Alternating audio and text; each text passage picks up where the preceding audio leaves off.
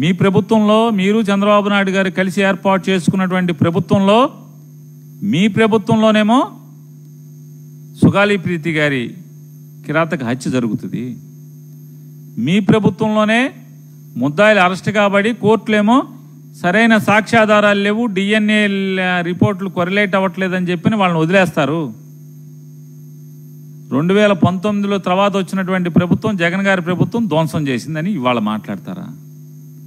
ఎన్నికలప్పుడేమో ఎన్నికల ప్రచారంలోనేమో సుగాలి ప్రీతి మరణాన్ని సిబిఐ చేత ఎంక్వైరీ చేస్తాను, న్యాయం చేస్తాను, 100 రోజుల్లో ఆ ఫైల్ మీద సంతకం పెడతానని చెప్పి మాట్లాడిన వాళ్ళు ఇవాళ ఆ తల్లిని ఆక్రోశంతో మీ చుట్టూ అంటే వికలాంగురాలైనటువంటి ఆ తల్లిదండ్రులు మీ ఆఫీస్ చుట్టూ మీ ప్రభుత్వం చుట్టూ తిరగటాకి ఆపసోపాలు పడి వాళ్ళు చిక్కి శల్యమైపోయిన పరిస్థితి, అంటే మానసికంగా కుంగిపోయిన పరిస్థితి ఎలాదైతే కనీసం మీరు అపాయింట్మెంట్లు ఎవరు, కలవరు, వారికి న్యాయం చేయరు.